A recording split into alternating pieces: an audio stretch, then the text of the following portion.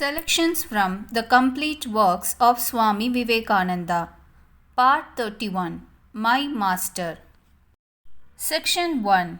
Whenever virtue subsides and vice prevails, I come down to help mankind, declares Sri Krishna Paramatma in the Bhagavad Gita. Whenever this world of ours, on account of growth, on account of added circumstances, requires a new adjustment, a wave of power comes. And as a man is acting on two planes, the spiritual and the material, waves of adjustment come on both planes.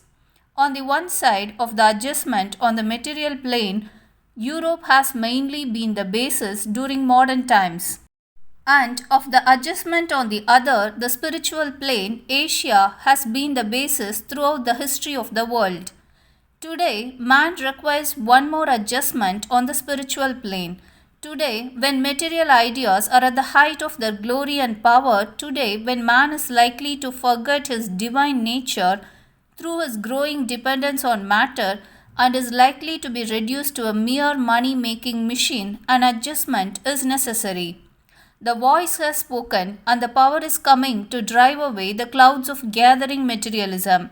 The power has been set in motion which at no distant date will bring unto mankind once more the memory of its real nature, and again the place from which this power will start will be Asia. This world of ours is on the plan of the division of labor. It is vain to say that one man shall possess everything. Yet how childish we are. The baby in its ignorance thinks that its doll is the only possession that is to be coveted in this whole universe. So a nation which is great in the possession of material power thinks that that is all that is to be coveted, that is all that is meant by progress, that is all that is meant by civilization. And if there are other nations which do not care for possession and do not possess that power, they are not fit to live. Their whole existence is useless. On the other hand, another nation may think that mere material civilization is utterly useless. From the Orient came the voice which once told the world that if a man possesses everything that is under the sun and does not possess spirituality, what avails it? This is the Oriental type, the other is the Occidental type. Each of these types has its grandeur, each has its glory. The present adjustment will be the harmonizing, the mingling of these two ideals. To the Oriental, the world of spirit is as real as to the Occidental is the world of senses. In the spiritual, the Oriental finds everything he wants or hopes for. In it, he finds all that makes life real to him. To the Occidental, he is a dreamer. To the Oriental, the Occidental is a dreamer, playing with ephemeral toys, and he loves to think that grown-up men and women should make so much of a handful of matter which they will have to leave sooner or later.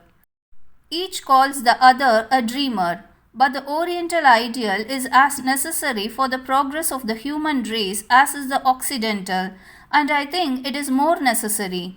Machines never made mankind happy and never will make so.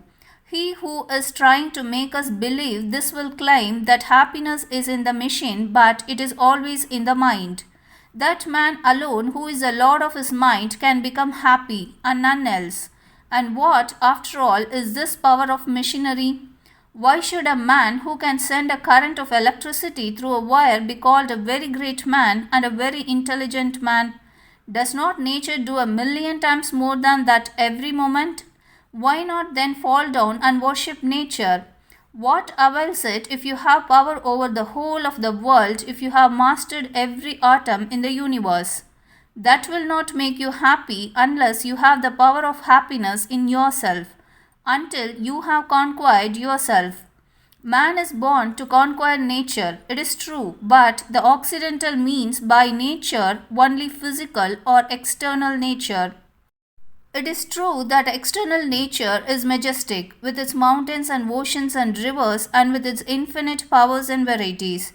Yet there is a more majestic internal nature of man, higher than the sun, moon and stars, higher than this earth of ours, higher than the physical universe. transcending these little lives of ours, and it affords another field of study. There the Orientals excel, just as the Occidentals excel in the other. Therefore, it is fitting that whenever there is a spiritual adjustment, it should come from the Orient. It is also fitting that when the Oriental wants to learn about machine making, he should sit at the feet of the Occidental and learn from him. When the Occident wants to learn about the spirit, about God, about the soul, about the meaning and the mystery of this universe, he must sit at the feet of the Orient to learn.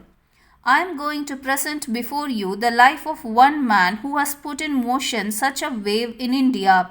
But before going into the life of this man, I will try to present before you the secret of India, what India means.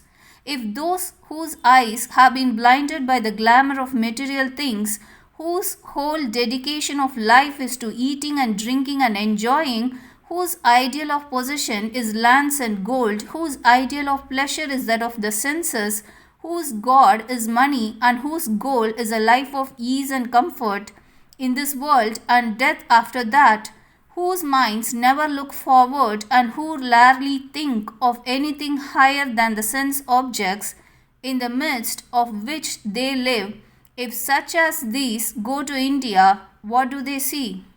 Poverty, squalor, superstition, darkness, hideousness everywhere. Why? Because in their minds, enlightenment means dress, education, social politeness. Whereas Occidental nations have used every effort to improve their material position, India has done differently. There live the only men in the world who, in the whole history of humanity, never went beyond their frontiers to conquer anyone, who never coveted that which belonged to anyone else, whose only fault was that their lands were so fertile and they accumulated wealth by the hard labor of their hands, and so tempted other nations to come and despoil them. They are contented to be despoiled and to be called barbarians, and in return they want to send to this world visions of the Supreme, to lay bare for the world the secrets of human nature, to rend the veil that conceals the real man, because they know the dream, because they know that behind this materialism lives the real divine nature of man, which no sin can tarnish, no crime can spoil, no lust can taint, which fire cannot burn nor water wet, which heat cannot dry nor death kill. And to them this true nature of man is as real as is any material object to the senses of an Occidental. Just as you are brave to jump at the mouth of a cannon with a hurrah, just as you are brave in the name of patriotism to stand up and give up your lives for your country, so are they brave in the name of God. There it is that when a man declares that this is a world of ideas, that it is all a dream, he casts off clothes and property to demonstrate that what he believes and thinks is true. There it is that a man sits on the bank of a river when he has known that life is eternal, and wants to give up his body just as nothing, just as you can give up a bit of a straw. Therein lives their heroism, that they are ready to face death as a brother, because they are convinced that there is no death for them. Therein lies the strength that has made them invincible through hundreds of years of oppression and foreign invasion and tyranny. The nation lives today, and in that nation, even in the days of the direst disaster, spiritual giants have never failed to arise. Asia produces giants in spirituality, just as the Occident produces giants in politics, giants in science. In the beginning of present century, when Western influence began to pour into India, when Western conquerors, sword in hand, came to demonstrate to the children of the sages that they were mere barbarians, a race of dreamers, that their religion was but mythology and God and soul and everything they had been struggling for were mere words without meaning, that the thousands of years of struggle, the thousands of years of endless renunciation, had all been in vain, the question began to be agitated among young men at the universities whether the whole national existence up to then had been a failure, whether they must begin anew on the Occidental plan, tear up their old books, burn their philosophies, drive away their preachers, and break down their temples. Did not the Occidental conqueror, the man who demonstrated his religion with sword and gun, say that all the old ways were mere superstition and idolatry? Children brought up and educated in the new school started on the Occidental plan, drank in these ideas from their childhood, and it is not to be wondered at that doubts arose. But instead of throwing away superstition and making a real search after truth, the test of truth became, what does the West say? The priest must go, the Vedas must be burnt, because the West had said so. Out of the feeling of unrest thus produced, there arose a wave of so-called reform in India. If you wish to be a true reformer, three things are necessary. The first is to feel. Do you really feel for your brothers? Do you really feel that there is so much misery in the world, so much ignorance and superstition? Do you really feel that men are your brothers? Does this idea come into your whole being? Does it run with your blood? Does it tingle in your veins? Does it course through every nerve and filament of your body? Are you full of that idea of sympathy? If you are, that is only the first step. You must think next if you have found any remedy. The old ideas may be all superstition, but in and around these masses of superstition are nuggets of gold and truth. Have you discovered means by which to keep that gold alone without any of the dross? If you have done that, that is only the second step. One more thing is necessary. What is your motive? Are you sure that you are not actuated by greed or gold, by thirst for fame or power? Are you sure that you can stand to your ideals and work on even if the whole world wants to crush you down? Are you sure you know what you want and will perform your duty, and that alone even if your life is at stake? Are you sure that you will persevere so long as life endures, so long as there is one pulsation left in the heart? Then you are a real reformer. You are a teacher, a master, a blessing to mankind. But man is so impatient, so short-sighted. He has not the patience to wait. He has not the power to see.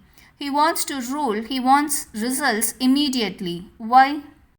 He wants to reap the fruits himself and does not really care for others. Duty for duty's sake is not what he wants. To work you have the right, but not to the fruits thereof, says Krishna. Why cling to results? Ours are the duties. Let the fruits take care of themselves. But man has no patience. He takes up any scheme. The larger number of would-be reformers all over the world can be classed under this heading. As I have said, the idea of reform came to India when it seemed as if the wave of materialism that had invaded her shores would sweep away the teachings of the sages. But the nation had borne the shocks of 1,000 such waves of change. This one was mild in comparison. Wave after wave had flooded the land, breaking and crushing everything for hundreds of years. The sword had flashed, and victory unto Allah, and rent the skies of India, but these floods subsided, leaving the national ideas unchanged. The Indian nation cannot be killed. Deathless it stands, and it will stand so long as that spirit shall remain as the background, so long as her people do not give up the spirituality. Beggars they may remain, poor and poverty-stricken, dirt and squalor may surround them perhaps throughout all time, but let them not give up their God. Let them not forget that they are the children of the sages. Just as in the West, even the man in the street wants to trace his descent from some robber baron of the Middle Ages, so in India, even an emperor on the throne wants to trace his descent from some beggar sage in the forest, from a man who wore the bark of a tree, lived upon the fruits of the forest, and communed with God. That is the type of descent we want, and so long as holiness is thus supremely venerated, India cannot die.